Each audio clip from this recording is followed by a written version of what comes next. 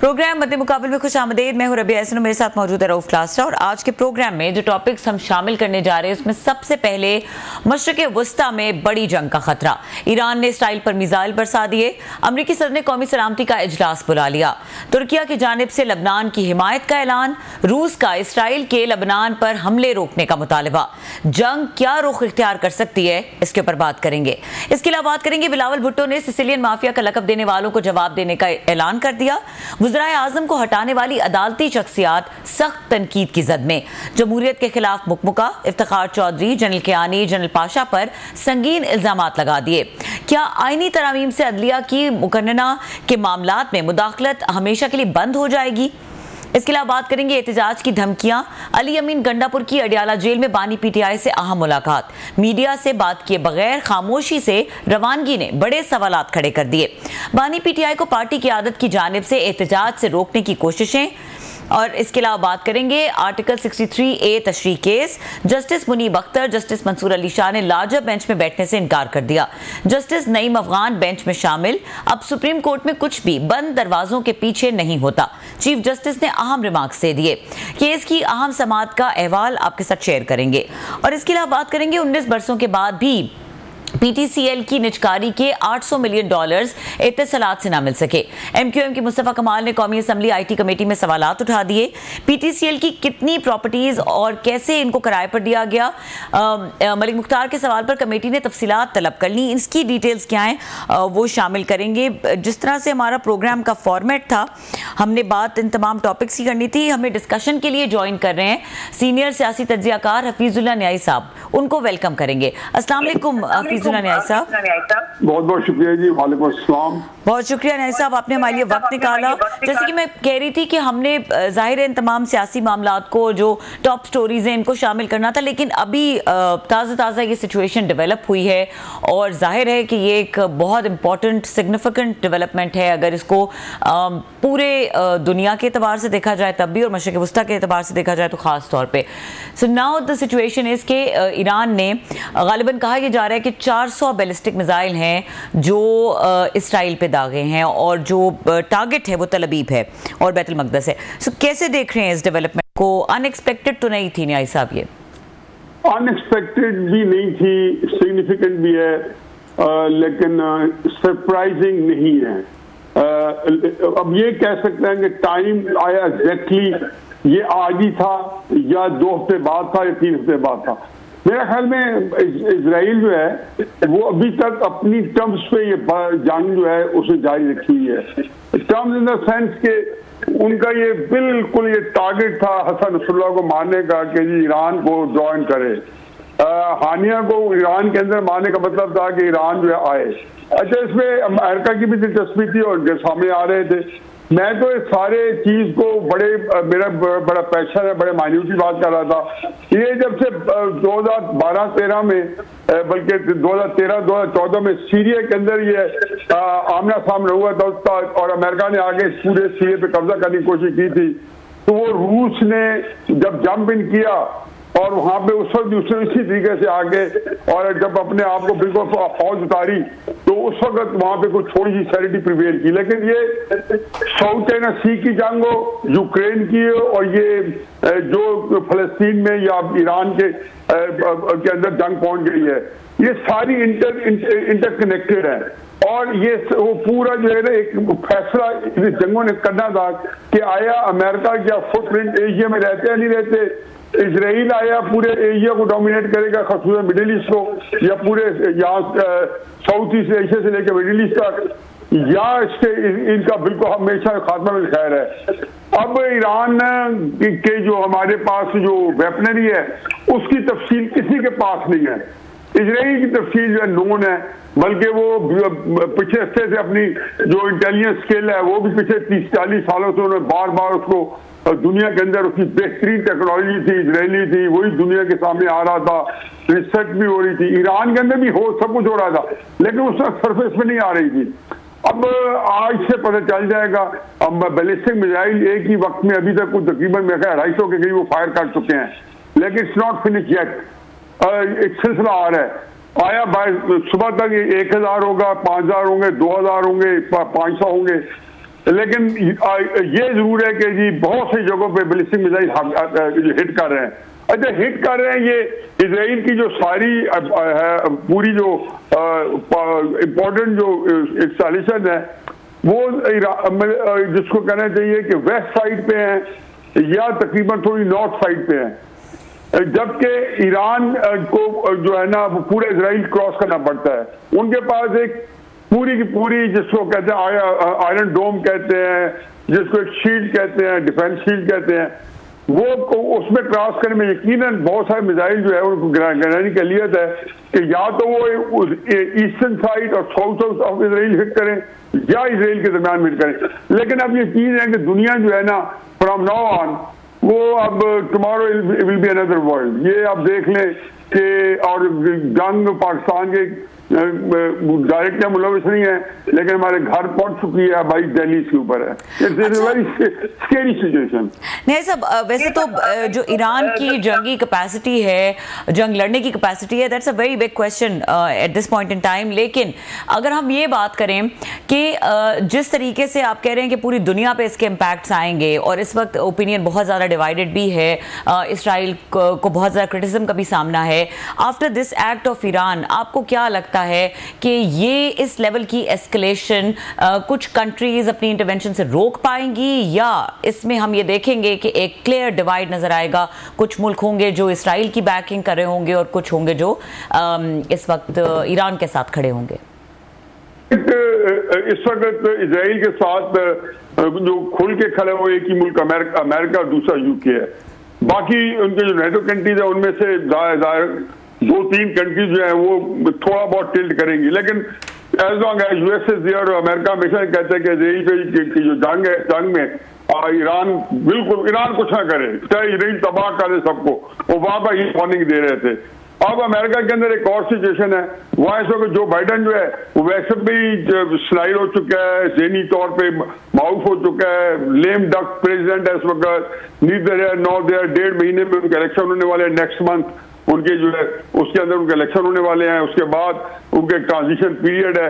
तो अगले 2-3 महीने इजराइल ने देखा है कि वहां पे तो कोई अगर अमेरिका चाहेगा भी तो प्रेशर नहीं दे सकेगा। अब उन्होंने रिस्क किया, लेकिन देखिए 2-3 चीज और इनकॉर्पोरेट करें, ये कोई इतनी आसान चीज नहीं है।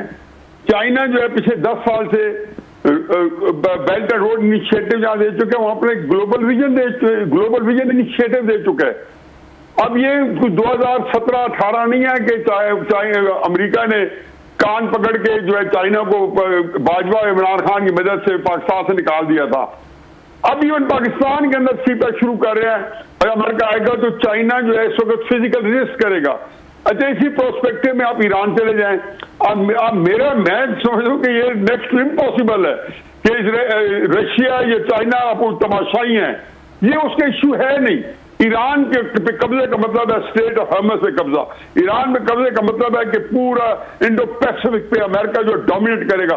फिर 3 अरब तो वैसे ही घर बैठ गए, वो तो बंदोबस्त इसलिए कर रहे हैं। इसराइल से तो उन्होंने आखिरी उनका ये था कि ये सारे वो कहते हैं अंग्रेजी में फायरिंग ऑन ऑल सिलेंडर्स। अब वो उन्होंने जो कुछ अमेरिका की आर्मी में था, जो कुछ इसराइल के पास आई, आज इन्होंने सबको फायर कर देना है। तो वो याद तो ये वो जंग है जिसकी रसूलुल्लाह सल्लल्लाहु अलैहि वसल्लम हमें उस पर गोइयां करके गए थे, बिल्कुल उसके अंदर मिलती जुलती थी। जब अगर देखेंगे अगर यमन के अंदर भी बॉम्बिंग शुरू कर देते हैं कल परसों से, तो यही तो रसूलुल्लाह सल्लल्लाहु अलैहि वसल्लम के हदीस मुबारका थी कि जेरूसलम से एक परिंदा उड़ेगा, मदीने तक आएगा, इतना नीचे लहू होएगा कि बैठने की जगह नहीं होगी। एक और कहा कि इस तरह तुम्हारे ऊपर लोग पिल पड़ेंगे तुम्हारे दुश्मन, जैसे खाने के ऊपर भूखे लोग जो है, कई दिन के भूखे लोग खाने में पड़ते हैं। तो लोगों ने पूछा, सहाबा कराम ने, या रसूलल्लाह हम तादाद में कम हो गए? उन्होंने कहा नहीं, तुम तादाद में उनसे कई गुना ज्यादा हो गए। लेकिन फिर उन्होंने कहा कि फिर खुरासान से काली पगड़ियों वाले लश्कर आएगा। ये कोई एक मुस्तनद हदीस आप देखोगे कि कितनी दफा दुहराई जा रही है, कितनी दफा दुहराई जा रही है। खुरासान से आएंगे, और खुरासान कौन सा? Afghanistan, north of Iran, northern most side of Pakistan, पूरा खुरासान पुराना खुरासान था। काली पगड़ियों वाले आएंगे और वो आगे बताएंगे। ये सब ये आपने बड़ा तफसील से इसके बैकग्राउंड पे सारी चीज़ें बताई हैं। अभी आपने चाइना और रशिया की बात की है, साफ ज़रा रशियंस यूक्रेन वार में फंसे हुए हैं ऑलरेडी, वहाँ पे 1 साल उनको हो गए। चाइना की स्ट्रेटजी है कि ना वो खुद जंग लड़ता है तो ना जंगों में शरीक होता है, वो तो बड़ा क्लियर है, वो एक अपनी इकॉनमी पे फोकस है, ग्रोथ पे फोकस है। तो ईरान तो इस वक्त आपको अकेला नज़र आ रहा है। और दूसरा ये नज़र नहीं आ रहा था कि लगता था कि इसराइल इन्वाइट कर रहा है इसको, ये ईरान को, कि आप हम पे हमला करें। उन्होंने तो कभी उनके अगर जहन में कोई बड़ा ट्रैप है ईरान के लिए, और ईरान फिर एक दफ़ा ट्रैप में आए हैं और इन्होंने जो उन पर अटैक किया है, क्योंकि अगर ये बात आम से आदमी को पता है कि उसके बाद ये आएंगे ईरान अटैक करेगा, तो इसराइल को भी पता होगा कि जनाब हम ये जो कुछ कर रहे हैं तो इसके बाद ईरान उसको रिस्पॉन्ड करेगा। आप समझते हैं कोई ट्रैप है ईरान के लिए, या वाकई इतने इनोसेंट है इसराइलीज के ईरान उनको रिस्पॉन्ड नहीं करेगा? अच्छा, पहले तो आप ट्रैप कर लिया जाए। अब ट्रैप के भी अंदर किस्में हैं, मतलब अगर आप स्किलफुल है जैसे कि इसराइल है और उसमें पे ट्रैप डाला है, तो उसका मतलब है मेरे पास कोई चॉइस थोड़ी नहीं है। यानी कि उसका ट्रैप इतना कामयाब है कि वो जिसको हम कहते हैं ना उर्दू में तंग आमद बजांग आमद, जैसे बिल्ली को आप कमरे बंद कर दें तो वो जब देखते सारे रास्ते बंद है तो आप पे अटैक कर देती है। तो ये ईरान के लिए अदरवाइज वो तहलील हो जाए मुल्क या उसका जवाब दे, लड़के मरे, जैसे कि अल-कासम ब्रिगेड ने 7 अक्टूबर 2023 में किया था। और मैं तब भी कहता था कि भाई उनके पास आपके पास चॉइस नहीं है, उनके पास ये लगी नहीं है कि पाकिस्तान से बैठ के आप कहें कि यार हिजबुल्लाह को ये नहीं चाहिए, इसराइल बहुत बड़ा मुल्क है, हमास को ये नहीं करना चाहिए, इसराइल मार देगा, चुन चुन के मारेगा, पर वो ऐसे ही चुन चुन के मारे जा रहे हैं। तो ये एक बड़ी अजीबोगरीब कैफियत होती है। अब ईरान ने जैसे उन्होंने इमाम जो उनके जो खमेनी है, जो रहबर हैं, उनको उन्होंने अलहदा किया, तो ये पता चल गया था कि ईरान जो है वो डर के नहीं कर रहा, वो भी अब तैयार है कि अगर मेरे ऊपर जंग इम्पोज की गई तो मैं पूरा कर दूंगा उसके ऊपर।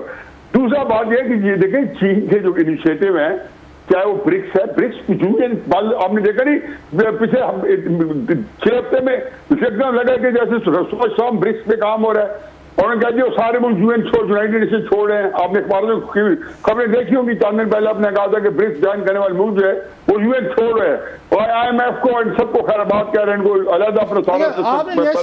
अभी आपने गुफ्तगू में कुछ इंतहाई अहम आपने इंपॉर्टेंट इस्लामिक हवाले भी दिए हैं।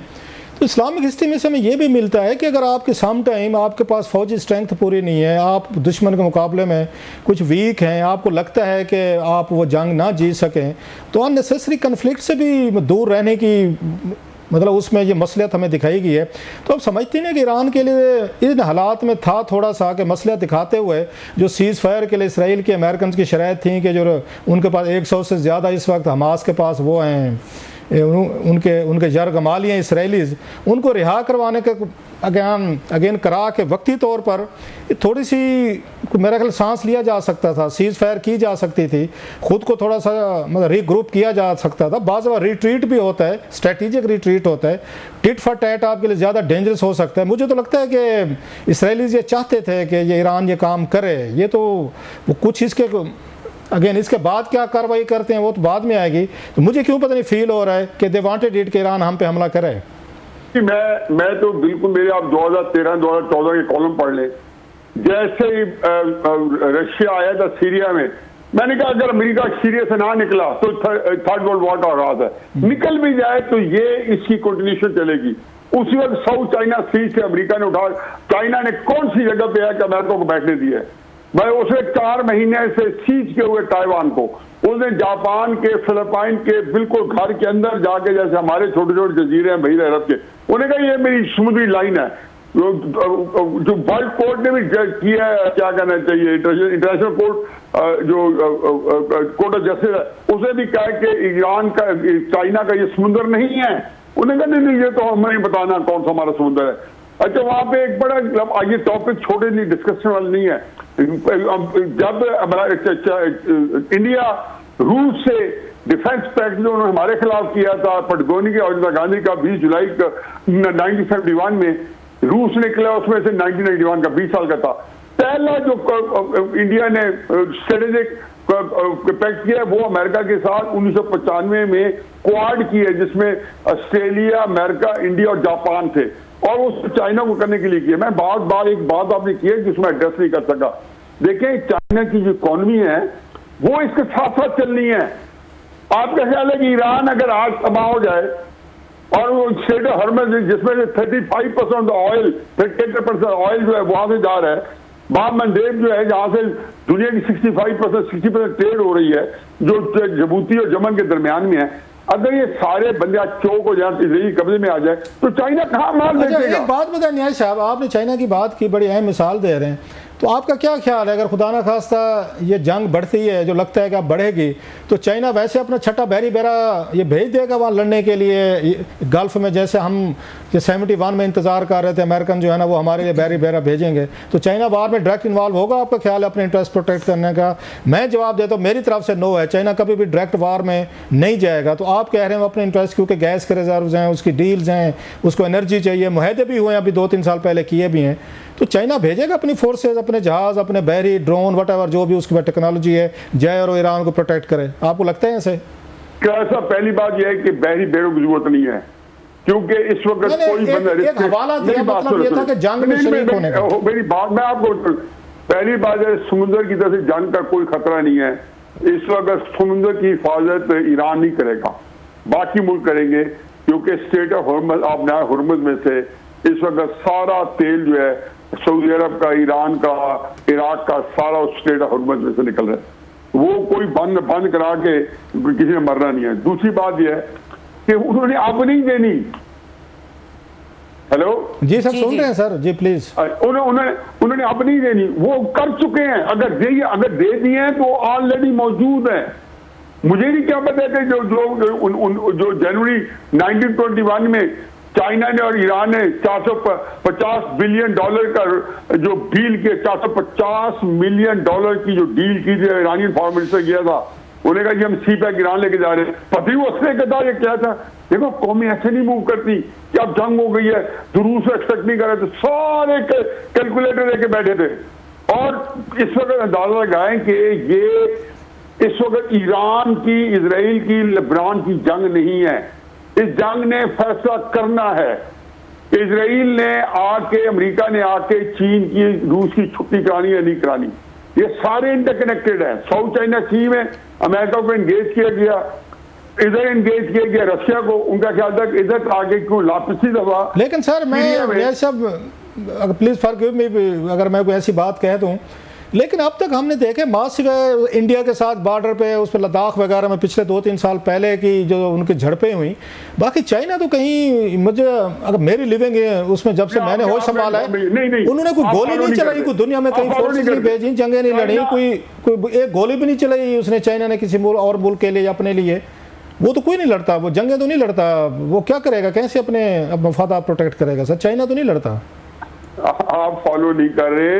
अमेरिकन ने ये खबर दी है कि चाइना की जो न्यूक्लियर सबमरीन्स हैं वो पास हैं ग्वादर में, पहली बात। दूसरी बात यह है कि आप फॉलो नहीं कर रहे, साउथ चाइना सी के अंदर अमेरिका ने, चाइना ने अमेरिका को वहां से भगा दिया दुम दबा के। वहां पे उन्होंने जितने जजीरों पे कब्जा किया, वहां पे उनके न्यूक्लियर बेसेस बने हैं। अमेरिका को 50 के करीब बेसेस अपने, अमेरिका के 800 बेसेस से आज से 4-5 साल पहले तक पूरी दुनिया में, तो सबसे ज्यादा 70-80% इंडो पैसिफिक में थे। वहां से अमेरिका को 75 बेसेस खाली करने पड़े हैं। चाइना ने अमेरिका के जहाज, ये खबरें सारी की सारी डिप्लोमेट मैगजीन या जो भी डिफेंस मैगजीन है उनमें अपीयर होती है, लेकिन इनको कट किया जाता है क्योंकि ये कॉमें डिमोरलाइज होती हैं। उन्होंने इनके सारे जहाज सीज कर दिए थे। यही काम लद्दाख में किया। आप देखे उनके इंडिया के डिफेंस चैनल है, उन्होंने क्या किया? आपको याद हो मेरी एक बात सुने ना, इस वक्त टेक्नोलॉजी के अंदर जो अमेरिका का अपर हैंड था, और अमेरिका ने कहा था 5G करते हैं, वो साथ कहते हैं चाइना के पास 6GB और 7GB। सर आपको याद हो साहब, एक छोटा सा सवाल सर, आपको याद हो नैन्सी पेलोसी थी, इनकी स्पीकर थी कांग्रेस की, तो उन्होंने ये ताइवान का विजिट करना था, जिस पर साफ ज़रा उनको बड़ी शदीद रिजर्वेशन थी चाइनीज़ की। चाइनीज़ ने बड़ा उस पर प्रोटेस्ट किया था, बड़ी सख्त उन्होंने धमकियाँ भी दी थी कि अगर कुछ हुआ तो कंसिक्वेंसेज होंगे। इसके बावजूद नैन्सी पेलोसी जो है वो गई, उन्होंने ताइवान का विजिट किया, स्टेट विजिट था, रहीं ठहरी, सब कुछ हुआ, वो अपने जहाज़ पे गई, जहाज़ पे वापस आई, कोई चाइना ने रिएक्ट नहीं किया सर, क्योंकि ये तो सारे बिजनेस कंट्रीज़ हैं। चाइना सारा अपना बिजनेस जो है यूरोप और अमेरिका से करता है, उसकी तो सबसे बड़ी मार्केट्स वही हैं, तो उनके साथ कैसे वो जंग लड़ सकते? मेरा ये पॉइंट था सर। बाकी आपकी बातें ठीक होंगी, जहां जहां उसके अपने इंटरेस्ट है रीजन में, खिते में, तो रखेगा, लेकिन किसी और की जंग में तो नहीं घुसेगा sir. That's what I was again trying to say that. यही रुक जाए सर। जब नैन्सी के वहां पे ताइवान, उन्होंने क्या किया, चाइना ने ताइवान के एक्सरसाइज शुरू कर दी और ये जेस्चर दिए कि हम जो है अगर वहां पे कोई उसकी जान माल खतरा हो तो हम जिम्मेदार नहीं है। पहली बात है, अमेरिका ने 2 जहाज भेजे रिकॉन्सनेंस पे, चाइना ने उतार लिया और वो पता ना, और उसे पायलट जो है गिरफ्तार करके अमेरिका के हवाले कर दिया, जहाज रख लिए। आज तक अमेरिका ने कहा मेरे जहाज वापस करो। देखिए दुनिया इस तरह नहीं चल रही। दूसरी बात यह है, उधर से रूस ने उनको कह दिया 4-5 जो जेस्चर थे, उसने कहा जी मैं एक दफा पुतिन ने कहा था 8 महीने पहले, मैं हुतियों को भी एक्सेप्ट करूंगा, मैं उसको करूंगा, not to talk of Iran. वो तो खैर एक और गेम प्लान नहीं हो रहा है उनकी जमीनें मिलती हैं आपस में, लैंड रूट्स हैं सारों के, क्या आ रहा है क्या नहीं आ रहा है किसी को नहीं पता। इस वक्त एक बात सिर्फ ध्यान में रखें कि पाकिस्तान हो या ईरान हो, ये ऐसे आप मुल्क ऐसे नहीं फिर रहे कि जैसे कोई यतीम जो नागा न पेशा। इस वक्त लोगों के इंटरेस्ट प्रोटेक्ट किए जा रहे हैं। मतलब आपको अंदाजा लगे, सिर्फ ये देख लें कि जो जहाज खलीज फारस से चलता है और बीजिंग पॉइंट है टेल लेके, वक्फा लेना है, वक्फे के बाद थोड़ी सी, क्योंकि पाकिस्तान की भी इंपॉर्टेंट चीज़ें थी, हमने बड़ा इतना सेगमेंट हमने बात कर लिया। हम थोड़ा सा चाहेंगे कि पाकिस्तानी पॉलिटिक्स पे अगले सेगमेंट में आपसे थोड़ी सी उस पर भी बात कीजिए। मेरा ख्याल ब्रेक लेनी है रबिया ने, आप हमारे साथ डिस्कशन कंटिन्यू करेंगे, खासतौर पे जो मुल्की हालात हैं और उसमें जो मुल्क की सियासत के हालात हैं उसके ऊपर बात करेंगे कि आने वाले दिनों में हमारे शहरों का मंजरनामा क्या होगा, क्योंकि हर तरफ एहतजाज की कॉल है। कल एहतजाज की कॉल है फैसलाबाद, मियांवाली और इस साइड पे, और जो फिर 4 अक्टूबर की जो कॉल है वो डी चौक की कॉल है। इसके ऊपर डिस्कशन करेंगे। इस ब्रेक के बाद हमारे साथ रहिए।